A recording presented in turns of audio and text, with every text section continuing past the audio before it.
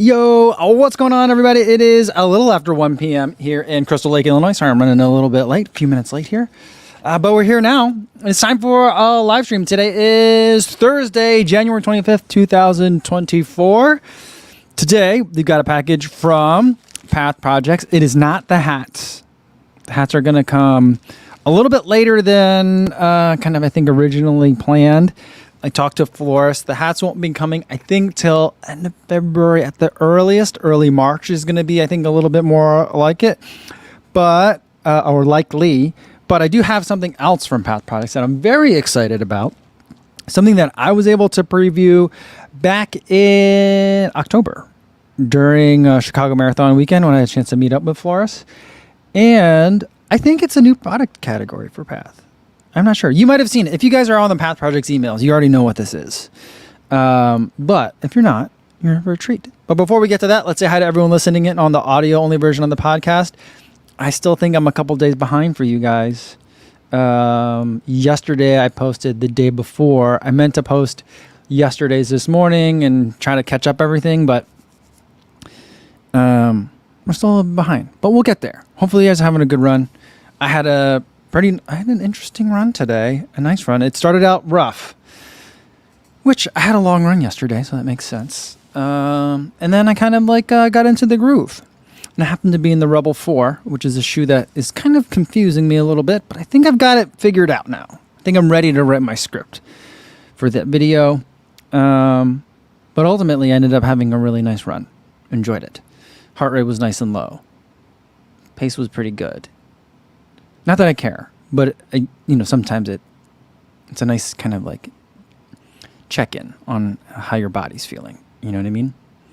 Fast pace at a lower heart rate means your body's feeling good most of the time.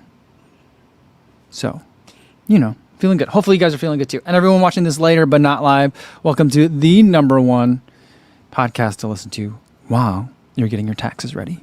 This year, I'm really trying. Don't tell my wife, because if I tell her now, she's going to have expectations. But every year, don't tell Joan either, because then I don't want her to get her hopes up. But every year I have a hard time with my taxes.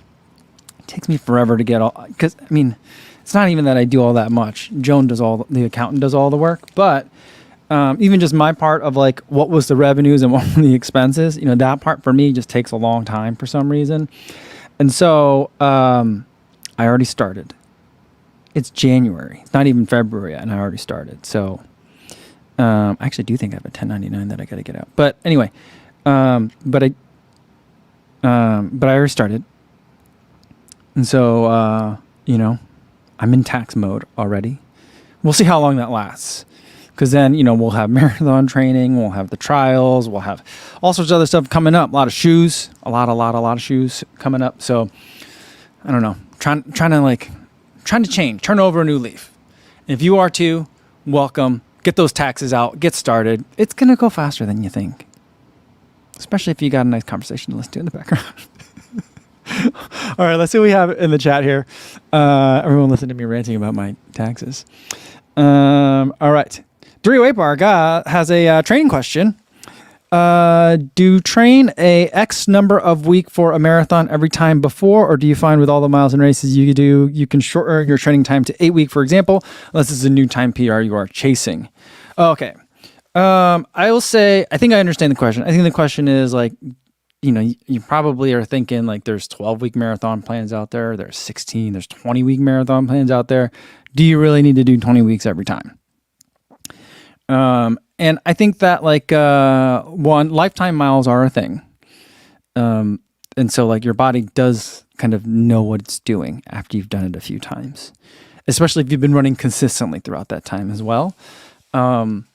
So I don't do 16-week or 20-week plans anymore. I don't think I've ever done a 20-week plan, but I don't really do those anymore. I usually 12 to 10 weeks of hard work, and really focus in on it for my training plans. 8 weeks would feel a little bit short, but it depends on what your goals and expectations are. If you're just want to get in shape enough to be able to run it and to be able to push a little bit and have fun, 8 weeks for me would be plenty of time. I mean, just fun run a marathon, and just hop in and maybe pace someone, depending on the pace. I could probably do it. I might really hurt, but I can still do it within even shorter than that, maybe. But it would depend on the pace in terms of my like a percentage of my max effort kind of thing.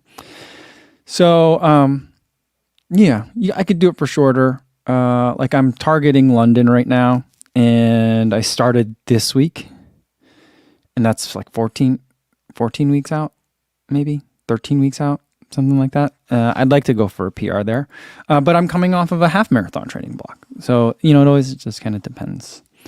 But you'll get a better feel for it later on as you do more. Adventure Run says, I've set an alarm at work for these now. It's the best choice I've made this year. That's awesome. I have 2 alarms set for this live stream every day. And I still end up being late sometimes, but but that's awesome. I think that's so cool that you've set an alarm for it at work. Do you have it blocked off on your calendar? That'd be really funny. Jairus Royo says, yo, what's going on? Hey, the shoe wall looks like it has more empty spots. Is it time for more shoes? More shoes are coming. But the main reason why there's empty spots is because I'm building another set over there for a treadmill wall. So I'll have another one of these. I bought 3 more sets of these. This is 1, 2, and then 3. So there's a set of 3 here. I bought another set of 3 for over there, and then for when I do treadmill running. That's one of the reasons why I want to bring the treadmill into the basement, because I want to do it in front of the other shoe wall. So we'll have 2 shoe walls. But basically, the main reason for a lot of these gaps is I took all the trail shoes off of here, and I think I did all the trail shoes. All the trail shoes now are going to live over there. I just don't have as many trail shoes, and so like to just separate them out, I just felt like it was making more sense to put them all together rather than aligning them up by brand,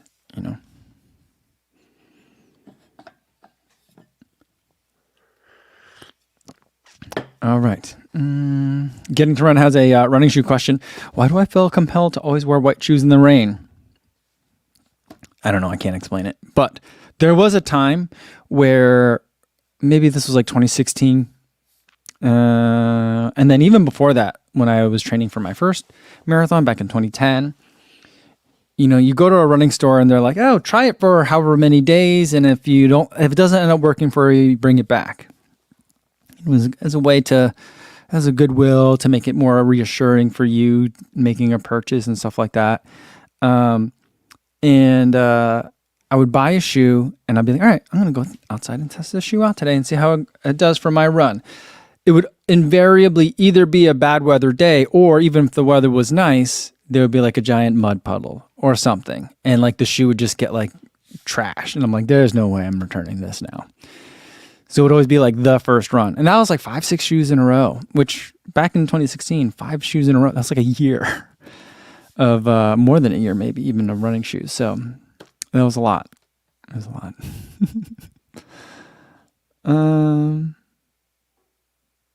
All right. MCNZ says, I came in hoping to walk into more dog howling, and I was thoroughly disappointed. I'm sorry about that. I was thinking about the dog howling today, and I got to step up the game. I felt like yesterday was not great, but we'll try again next Wednesday for next Tail Wag Wednesday, We'll figure it out. Eric Paramount says, you know what? I used Path Project's undies and pants this morning, for sure. Still below 32 degrees Fahrenheit, so trying to stay careful with the 50 plus legs. Yeah, there you go. I have, I think the Path Projects, I have Runderwear are really good, but they're very tight. So those are great for racing. And then as far as other running underwear goes, Path Projects does make some of my favorite running underwear. It's hard to kind of show that to you guys or review it, but I do enjoy the running underwear from Path Projects. Am I wearing those now? No, I'm not wearing Path Projects running underwear right now. Someone else was running in Path Projects today. Where did it say here? I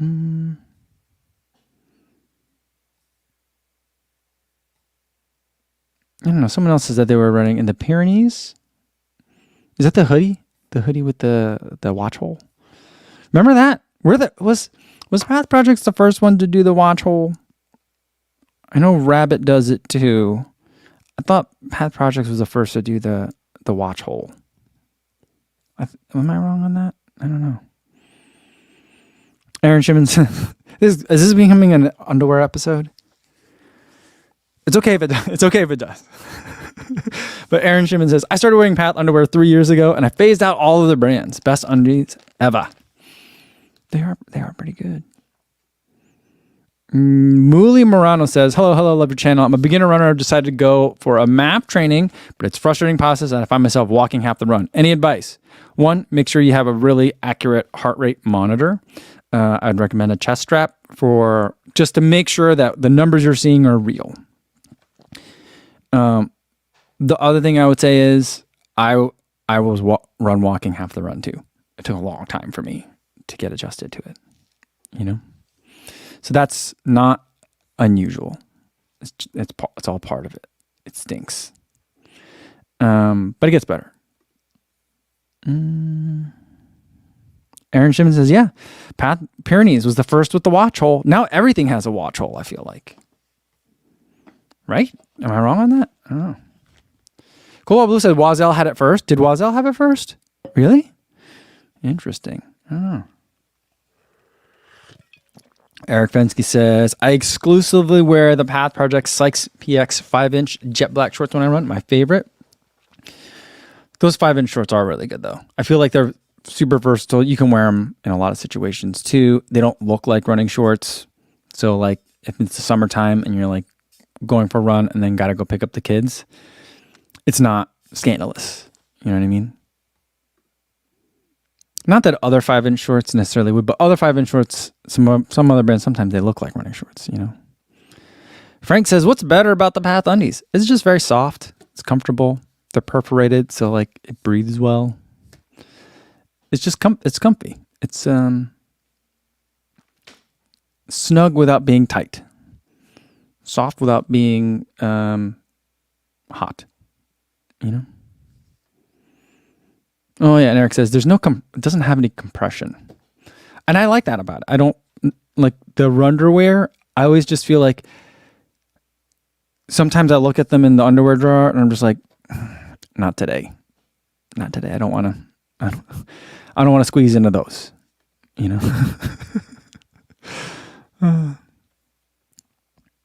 Cole Blue says, Wazel is the first brand I saw with watch holes. Puma also made a jacket with a clear plastic window. Really?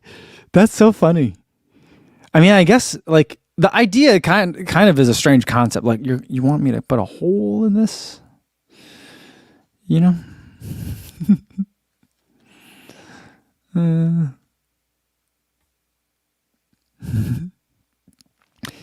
All right.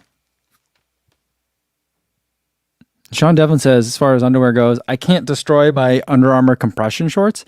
I think I've had them for like 10 years. That's a long time. I'm trying to think if what's it, 2024 now? I know I don't have anything back from like 2014 because I ran my first marathon in 2010. I took a long break from running. And I think over that time I phased out a lot of stuff. And anything that survived, I phased out by like when I started running a lot again in 2016, 2017. So I don't think I have anything that's that old. But I have stuff that's like 8 years old now, you know? All right. Speaking of all that stuff, let's get to the package. Let's just get to it today. I'm excited. I was going to get the knife out, but I'm worried that I might cut it. So just tear the plastic thingy open. Oh, what's this? There's other stuff in here. Here's a packing slip. But look at this. Sample of Precision Fuel. I've never had this stuff before. So, interesting. There's a little picture in here of Forrest pulling a gel out of his pocket. There you go. 30 grams of carbs. I like that they write that right on the front. I don't know why, but that makes a lot of sense to me. And I do like the little litter leashes. See that? This part up front here? The little litter leash is what they're called, I think. You know? So that way you tear off the top and then this part still stays on. It's good. because as much as I try to make sure I have all my trash with me, and usually for most races, even for marathons, I'll still stick the used gel packets back in my pocket rather than pitching them. The little top part flies off all the time, and that's just litter, and I don't want to do litter. So I like the litter leash. Although sometimes I rip it off like this so hard that I tear right through the litter leash too. We'll see if it does that with this one. But all right, 1 sachet. What country is Precision Fuel from? Are they British? 1 sachet for the serving. Calories 120. 0 milligrams of salt. 30 carbs. 0 protein. There we go. And yeah. That's it. It says, oh my goodness, am I getting old? I can't see. It does have a little stamp here on the back. Banned substance tested. Every batch. Oh, that's nice to see. I want to see more products with that on there. But it's vegan, gluten-free, and dairy-free. Made in the Netherlands. That's what it's, or whatever NL is. I'm not sure. I'm assuming it's Netherlands. Brian Albrecht says, I've been loving the 90-gram Precision Fuel. There's not 90 grams. Is that a drink? That can't be a single gel with 90 grams. You got to tell me.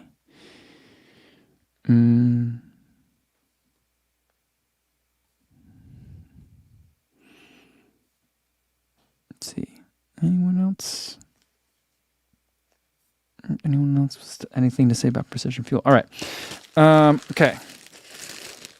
We got 2 items here in the bag. I think it's the same item twice. Yes. Once is dark gray and one is jet black. It is the Graves PX Shell jacket. I'll show it to you guys in the gray. So that way it's easier for you guys to see on here. All right, but it's a zip-up jacket. There aren't any Path Projects jackets, are there? But now there's a jacket. Look at that. It's got a little tail in the back, so it's a little longer in the back. And it's cinchable, so there's a little bungee string at the bottom.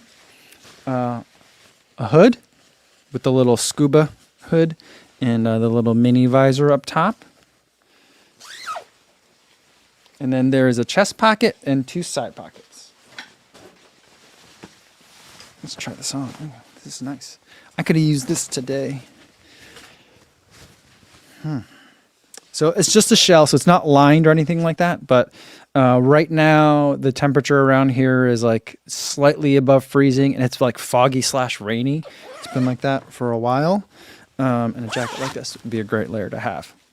Today, I ran with an Ultimate Direction layer that's just like this. Worked out really well for me, and a long sleeve underneath, and that was the right temperature. But this is nice. I like the high collar.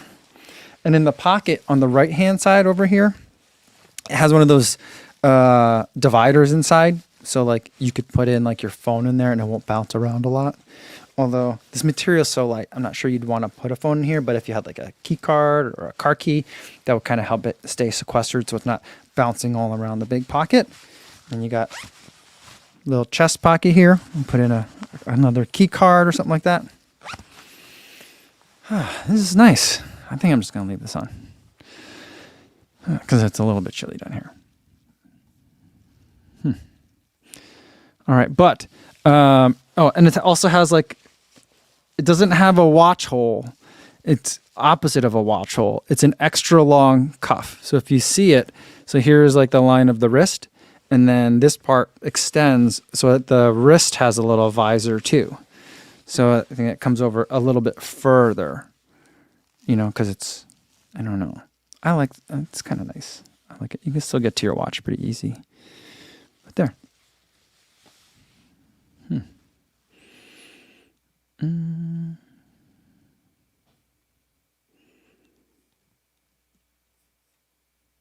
All right.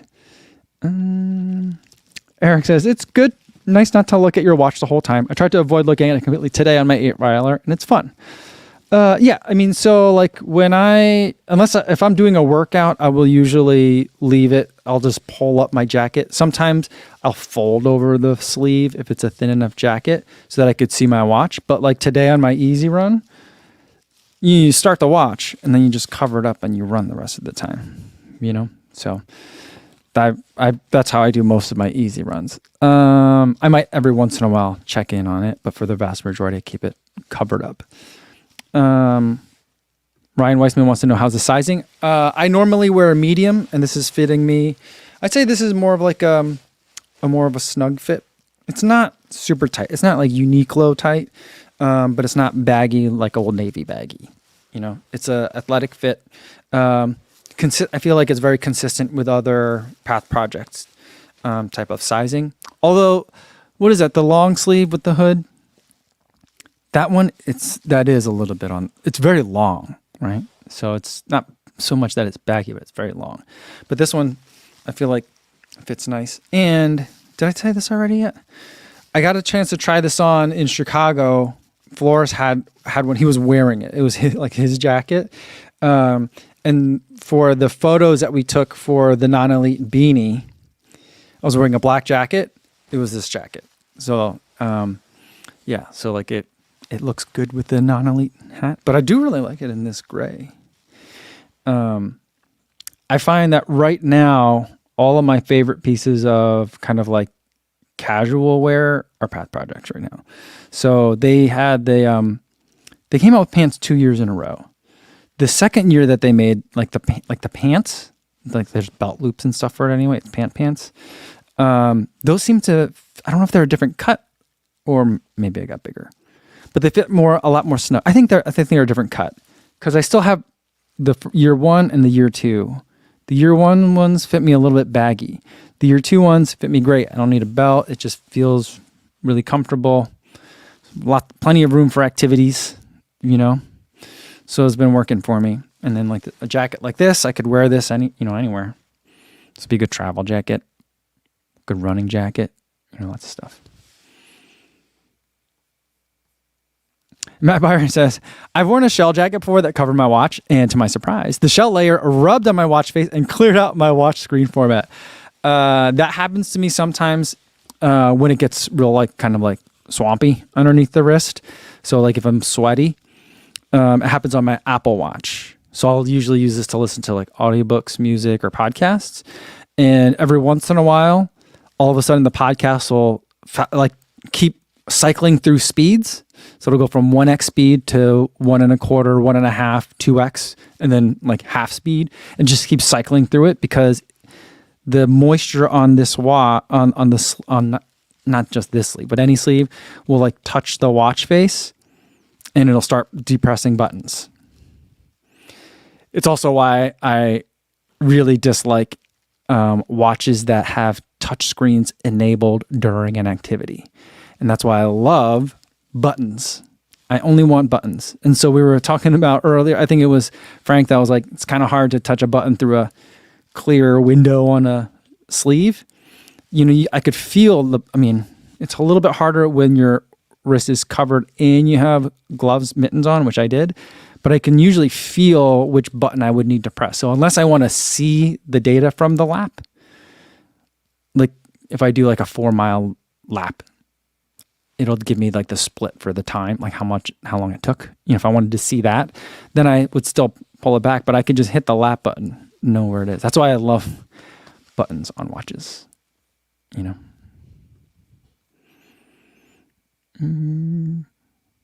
want to do karate in the garage?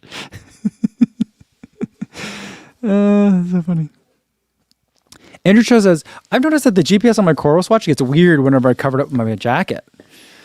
I'm not sure I've ever noticed that with any of my watches before. That's interesting. I find that sometimes, I guess, kind of have the opposite problem, but with heart rate.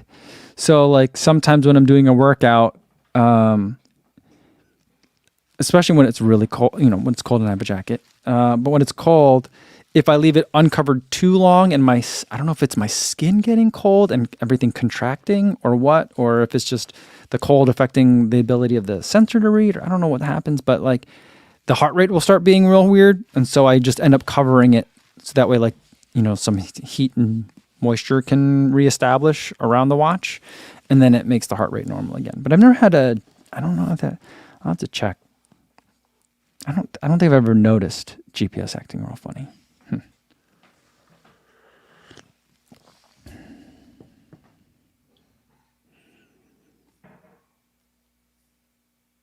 Yeah, D0 Aperture says, I love smartwatches with buttons so you can turn off touch response to the screen during workouts. Yeah, the only time that I find a touchscreen useful on a running watch is if you're looking at an actual map, because then you can scroll around the map. Just push and, like just drag it. Other than that, I don't want to touch it.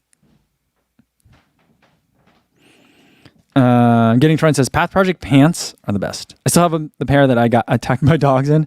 I sewed the butt back together 2 years ago and still going strong. Go-to race day pair. That's amazing. Nice. Otto Vogrinchik says, team buttons all the way. See, it just makes it easier, And Frank says, it would be nice if they figured out how to do a touchscreen that wasn't sensitive to moisture. Right? Doesn't that make sense? I don't know. Jeffrey Alice says, I've never had a chance to run in jackets. Perks of living in a tropical country. The season we have is just dry or wet. That makes sense. Oh.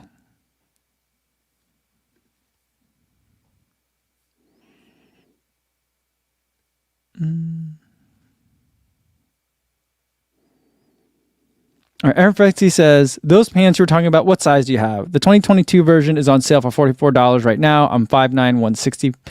I don't know what size I have. To be honest with you, I haven't looked at it in a long time. I'll check for Eric, I'll try to message you. I'll go look upstairs after this. I'll try to message you on Instagram. You're on Instagram, right, Eric? Okay. Let me know if you're on Instagram, Eric. Make sure. Put your username in there. I'll message you. Or I'll just put it on my stories in case anyone wants to know.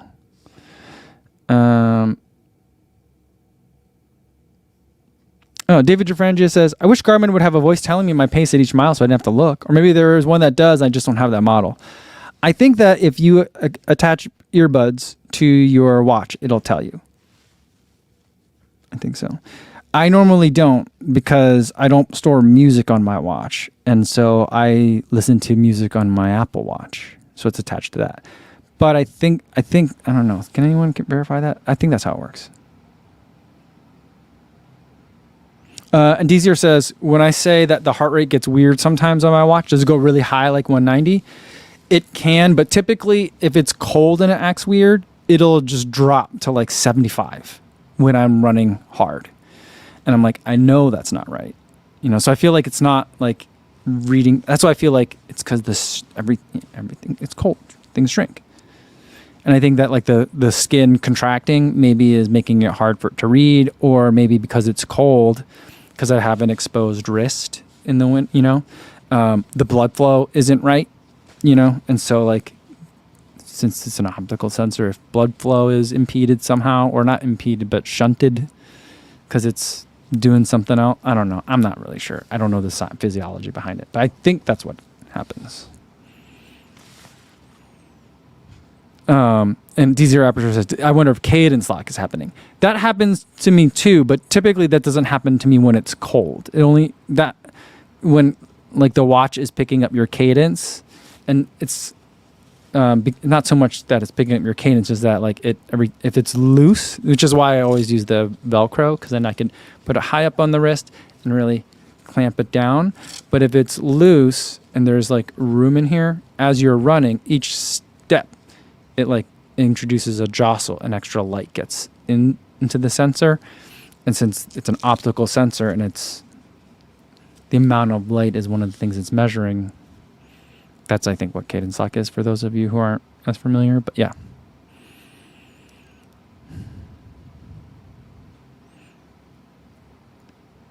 And JC says, I ignore watch heart rate data unless it tells me what I want to hear. Yes. Same. When it's really low, I must be fit. When it's really high, I think it's cadence lock. Yeah.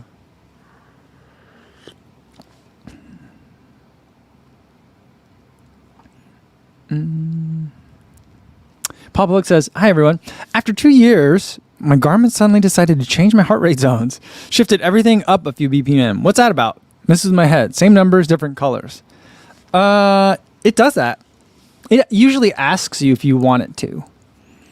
So you must have said yes, or just like, just kept clicking buttons and maybe hit yes. I don't think it automatically does that. But like sometimes it'll happen for me in a situation where, man, on this easy run, this heart rate was registering like 175s for like 30 minutes. And I know that's not right. But like, because I was able to run at 175 for 30 minutes, it's like, ooh, you must have a different heart rate zones now. Do you want us to update? And I usually say no.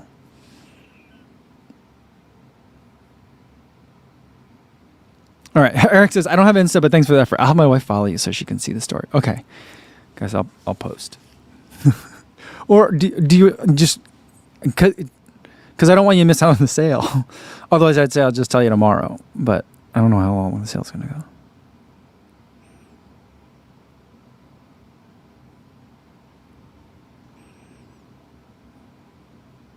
Jake Stable says, "How much do you use your maps and nav feature on your watch? I have a Phoenix 7 and I haven't quite figured it out yet.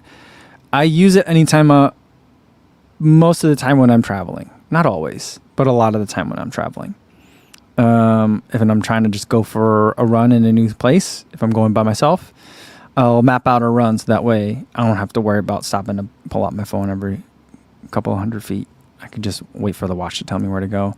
And a lot of times when I'm trail running, until I memorize the route, I'll let the watch tell me where to go."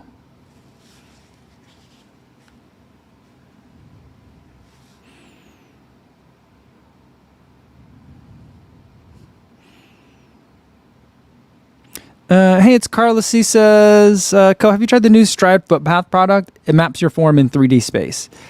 I have not tried that. I don't know why I don't think that they can. I don't know why I want it yet. I'm not sure. I don't understand. Maybe I need to look at it more, but I also feel like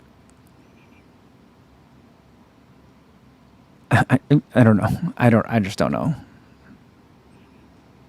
There's already so much data from the Stride that I don't look at, and I'm like, mapping my foot through 3D space. I don't know how useful that is. Anyway.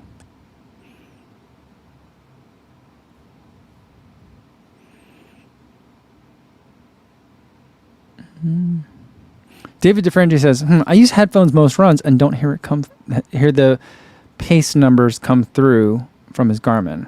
Maybe I have the setting off. I'll look around the settings. Thanks, everyone." Yeah, I don't know. I don't know. Hopefully, maybe it's one of those things that quick Google search can solve. I don't know. But some people are saying, like, if you have your phone with, Jake says, if you have your phone with you, Garmin watches can use the phone to call out your splits. I feel like I've heard it before. And then who was saying that they use a British voice? Where does it go? Calvin says, "I have mine set to British English to sound posh, and also the default lady sounds disappointed every time."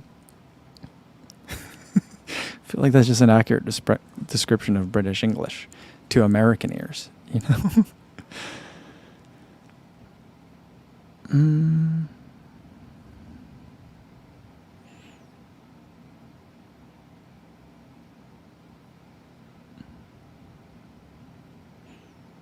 Midlife Runner Andrew says, I got a low battery on heart rate strap message today. Feels like the equivalent of getting a pair of shoes to 500 miles. I think it depends on the heart rate strap. Some of them, like, they chew through the batteries. For the most part, I don't understand why it should. They should last like months. But I've definitely tested a couple where I was like, this watch battery, I just replaced it. It only lasted like a month. But I'm sure if you're saying that, you're the one that you have, probably you've never changed it before, I'm guessing.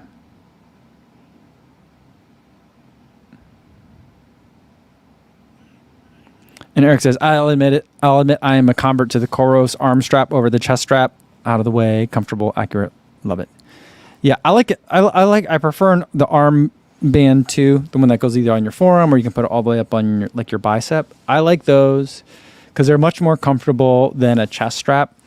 And I know there's differences in accuracy in terms of like the conductive chest strap versus the optical sensor on an armband, but I'm like, for my purposes, I don't think it matters that much, you know?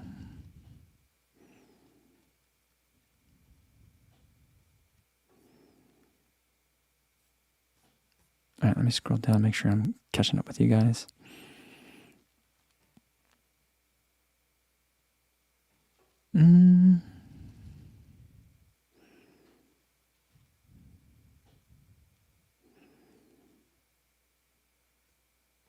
All right, Ernest Capagnan.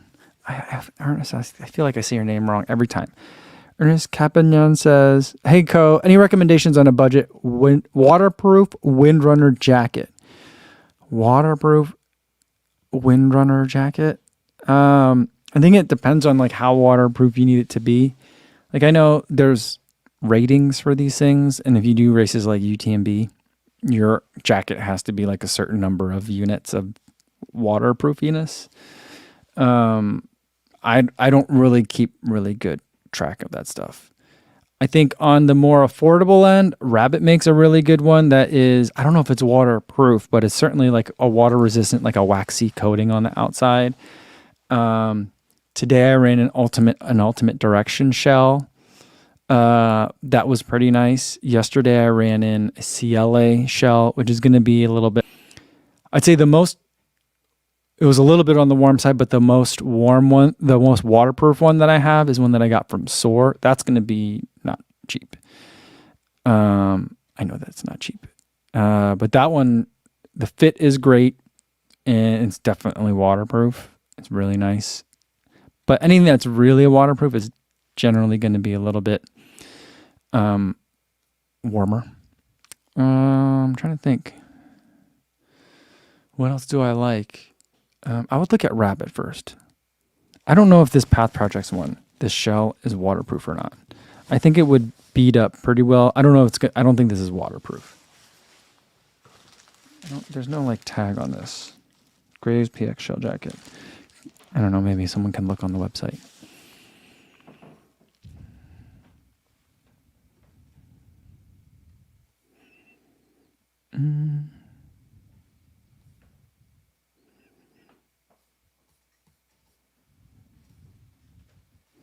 Kevin Hong says, for the American lady voice on his watch, it says, lap 1, you're slow. And the British dude says, lap 1, how charming.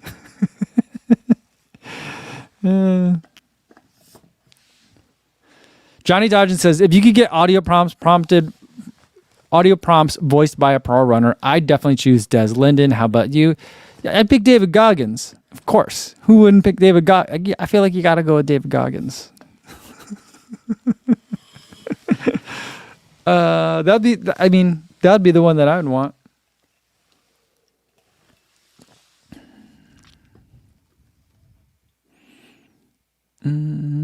Avaver says, oh, Bayleaf. Bayleaf probably has some pretty good ones. You can get those on Amazon. Sean Devlin says that the Janji Rain Runner on sale is probably the best. I'm trying to think if I have that one. Is that waterproof? Well, it's a Rain Runner, so I guess it would be. I'm trying to think if I have that. Richard Wilson says the Harrier Exmoor is my waterproof jacket. Love it. I'm not sure if I'm familiar with that.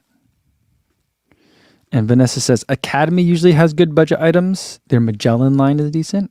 Oh, I'm not familiar with Academy.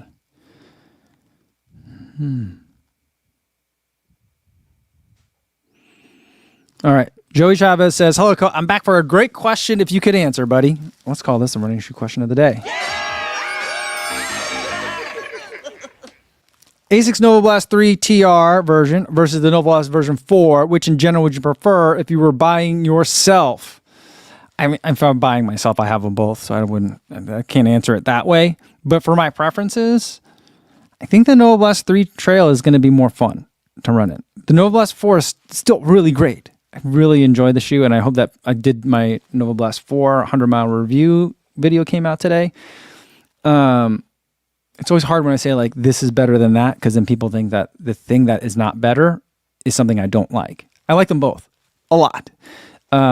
But I might pick up the Novablast 3 Trail, depending on the price, too. If I could get it for like 120 at this point, I would definitely pick up the Novablast 3 Trail. I mean, I think even if I'm both of them at 140, I might pick up the Novablast 3. It's just a little bit more fun. And the other thing that to consider is this a shoe part of a rotation?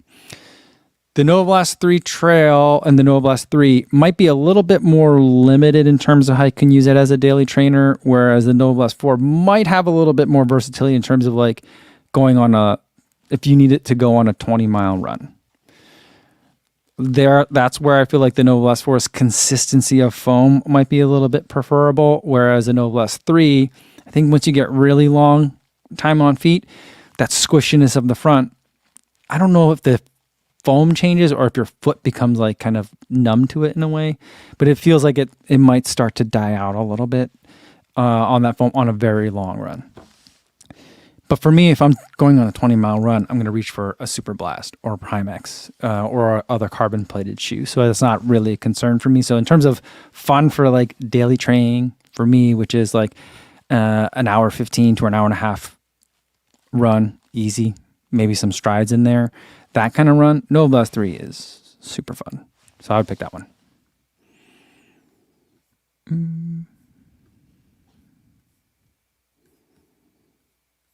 All right. Brendan Vasquez says, when you run on the treadmill with the heart rate band from Koros, do you get a running performance score?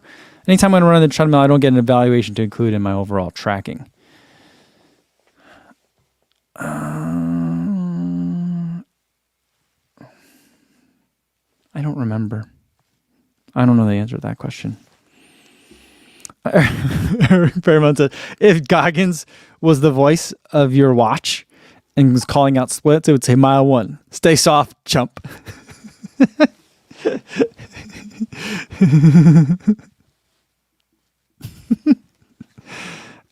funny. I love that. Joey Chavez says, I agree on David Goggins. Great books. It'd just be fun too. Like every like you could program it. Every 5 miles, it says, who's going to carry the boats? It doesn't even tell you the mileage. You want to know what pace this was? Only suckers want to know what pace it was. Keep going. Who's going to carry the boats?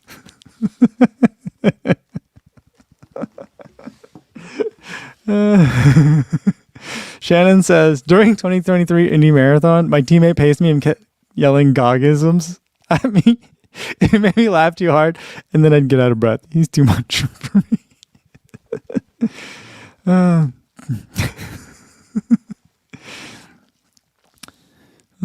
That's so funny. Like you'd be hitting the wall and be like, oh, I think I need a walk break. Goggins would be like, if Uncle Sam wanted you to take walk breaks, he would have made that a part of the race. Keep running. I love Goggins, by the way. I absolutely love the guy, but like he's also like just it's so amazing. He's amazingly funny.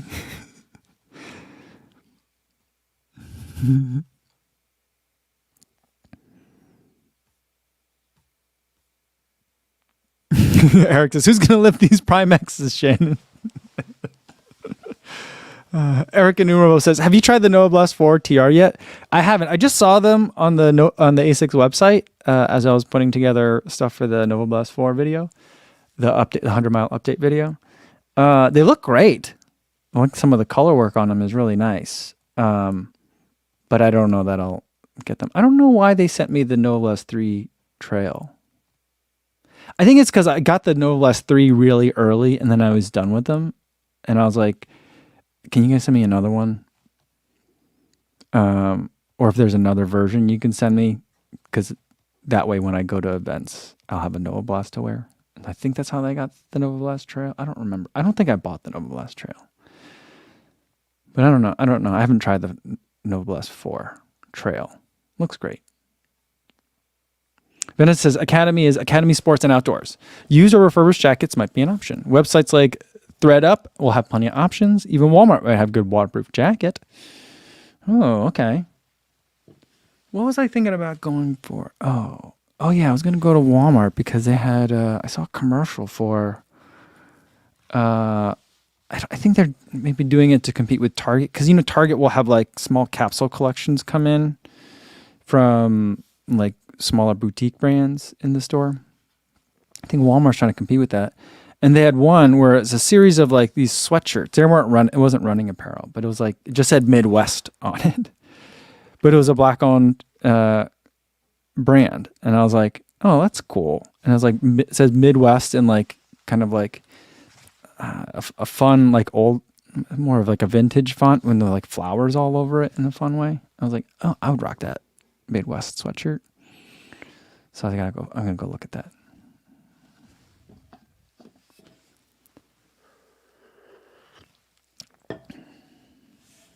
Yeah, Cosmopolitan Michael says, I love Novablast 3, but I've noticed it flattens out during long runs over to 14 to 15. That's what I'm saying. That's what I think too. But from 0 to 14, that's great. There's not much that I like more than that. I feel like it's like perfect.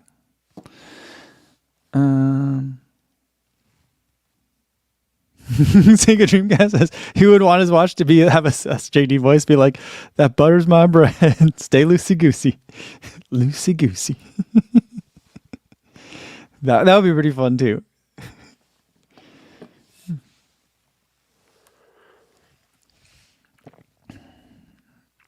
All right. TGI Bridays says, for a bargain buyer, would y'all recommend the Saucony Ride 15 for $50?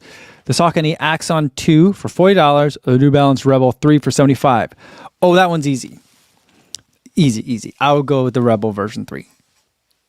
I love that shoe. Where is it? Right here. This shoe is fantastic. I love this shoe. It's really good. One of my favorite from the year that it came out. And it's one of those shoes that like, there's some shoes, the longer you, I don't know what this says about the shoe, but it's one of those shoes where like, it's been a while since I've run in it, and the longer it goes, the more fondly I seem to remember the shoe. And I'm not sure, I'm like, is nostalgia just kicking in somehow? Or is like having run in other shoes, now I'm like, oh no, this shoe was actually really good. But I would go with the Rebel version 3. The Ride 15, I'm trying to think if I ran in the Ride 15. I think that's the last ride that I did run in. If you need a little bit of stability, the Ride 15 could be good. The Axon 2, if you need a lot of stability, if I'm remembering the Axon right, then it'll be good. But I think the best shoe of those three is definitely the Rebel, even though it's almost twice what the Axon costs. Cosmic Pineapple disagrees. No, agrees. He says Rebel for sure. Hot Pick 1101 says, any preliminary thoughts on the Vaporfly 3? You mean the Alphafly 3 or Vaporfly 3? I think the Vaporfly 3, I ran in it a while ago. I have it somewhere. I'm going to fall over. I put it so far away. Vaporfly 3, I feel like they're trying to go back to Vaporfly 4% with this one. So, and we've talked about it before. And Matt Peterson was right on it. Because the Vaporfly 2 looks a lot like the at least Vaporfly Next. Vaporfly Next 2 looks a lot like the Vaporfly Next 1. The Vaporfly Next 3 has a very different design. And it reminds me very much of the 4%, but with a foam that's not as fun. It's a little bit firmer. I think they're trying to keep the durability up higher. And so I feel like it's good, but I don't love it. I know a lot of people have run really fast in it. I'm not saying that it's not fast, but it's not my favorite. It's very light, though, and it is a good shoe. But those are my thoughts on the Vaporfly 3. If you like the 4%, this will be really nice and refreshing, but it's very different, I think, than the Vaporfly Next Percent 2 and 1.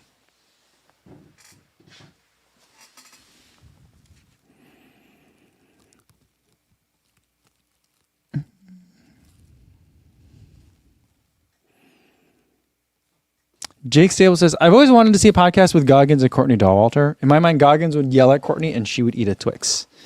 I don't know. I mean, he's not always He's not always yelling. You know, there's certainly a very reasonable, like caricatured side to Goggins. That's why I like him. I actually think they would get along quite well. Might be a little bit of an odd couple, but I think they would get along well. Which I don't think you're not. I don't think you're not saying that, Jake. But that could be what them getting along well looks like. You know.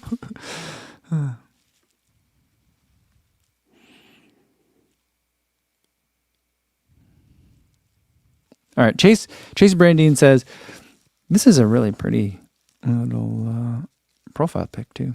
Chase Brandine says, what would you like better for easy runs with strides? The New Balance Rebel or the New Balance SC Trainer 2? The New Balance Rebel. So the New Balance Rebel version 4 or the SC Trainer version 2. I picked the Rebel 4. Rebel 4 for sure. The strides part, I was like, neither one was really great for strides, but I'd pick the New Balance Rebel version 4. But also, like, I wouldn't pick a shoe or not pick a shoe because of strides, you know.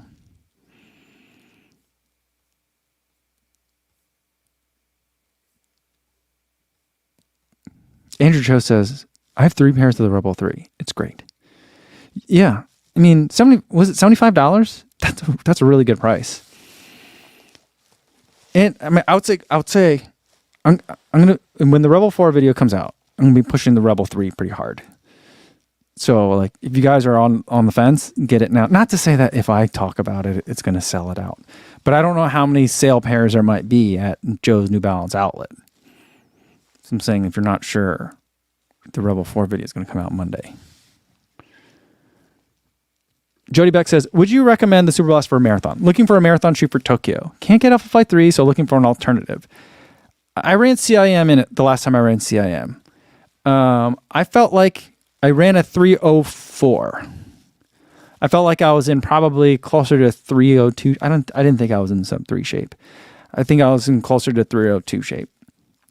Towards the end of the race, I really felt like not having carbon in it and it being kind of more relaxed and not as up on my toes aggressive, like a Metaspeed Sky Plus would be, for example. I felt like that, like, I really felt like I wanted the more aggressiveness later on. I wanted the shoe to help me to push a little bit harder. So I felt like towards the end of the race, like the chill relaxedness of the Superblast started to kind of be a weakness. So I think for me, it cost me probably about 2 minutes. So that's where I feel like it's a good marathon shoe. For some people, I think if you are worried as much about your feet being comfortable for the time on feet as you are worried about having something that kind of is a very efficient shoe, then I think the Superblast could make a really great amount of sense for someone. But it's not kind of in my top tier of shoes that I'd recommend because it doesn't have carbon and because it is a little bit more in a relaxed mode, not as aggressive as like a racing shoe would be.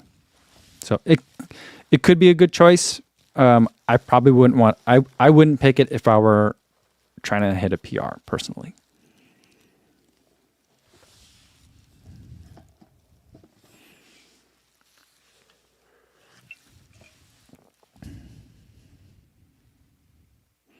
Calvin says he loved the Vaporfly 3, Next Percent 3, but the outsole durability was among the worst I've seen. Oh, really?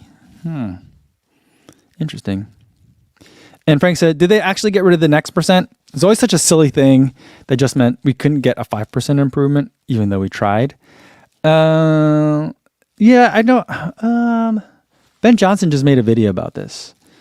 It's still in there, but it's still a part of the technical name of the shoe. But I think for like clarity purposes, Nike is using the full name of it less and less, but on the boxes, I think all of it is still in there somewhere. And I always felt like Next Percent, I didn't think of it as like it meant they tried to get 5%, but they couldn't. But I felt like it was more of a recognition that like a Nike Vaporfly 4% 2 seemed weird because then there was a 4 and a 2.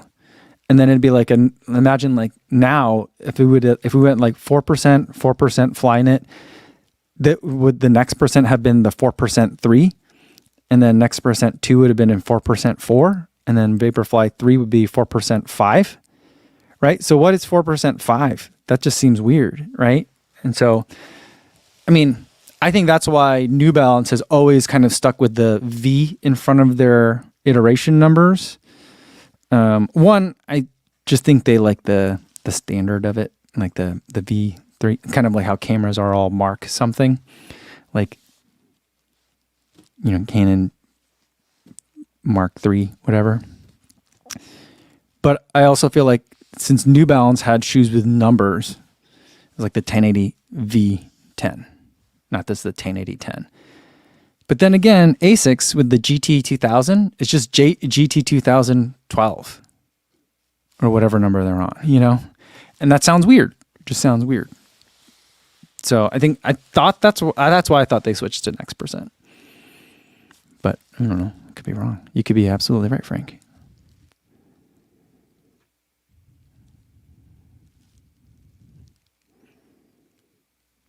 Oh, Edgar the Hobby Jogger says, what is the proper response if someone yells, who's going to carry the boats while you are out running? They don't know me, son. That's the proper response. It's like call and response at church. If someone says, who's going to carry the boats? You say, they don't know me, son. Because have you guys seen that one? It's like a meme. It's a meme, basically, right? Who's going to carry the boats means something for sure. That's not a meme. But the response is from, there's like a Goggins clip where he's like doing shoulder presses or something, like incline bench. And someone's yelling at him, who's going to carry the boats? He goes, they don't know me, son. Who's going to carry the boats? They don't know me, son. That's right. Am I wrong on that one? I feel like that's how it goes. I've yelled it at many people expecting to hear back. They don't know me, son. But I never get it. Yeah. Sean says, I wish someone would yell that at me. All I ever get is run Forest BS. Yeah. The other day I got a You Can Do It. But what was it from? Like, was it from Waterboy? It was what's his name? He's crazy now. That guy. He was in Saturday Night Live. Rob Schneider. He says, you can do it, that one. But I looked around and I don't know if the guy was doing a you can do it, like quoting the movie, or he was Hispanic. So I was just like, is that just how he says you can do it? I couldn't tell. So that was something that got yelled at me the other day. And today a dog barked at me like crazy. It was barking I could hear it from a long way away. There was just a dog bark, and I thought a dog was coming, but I'm like, no, that dog is coming way too fast. And I looked back, and it was a pit bull, had its head stuck out the window, and it was just barking at me. It was super excited to see me. Eric Merriman says, Rob Schneider, kind of gone off the deep end. He sure did. Wow. Yeah.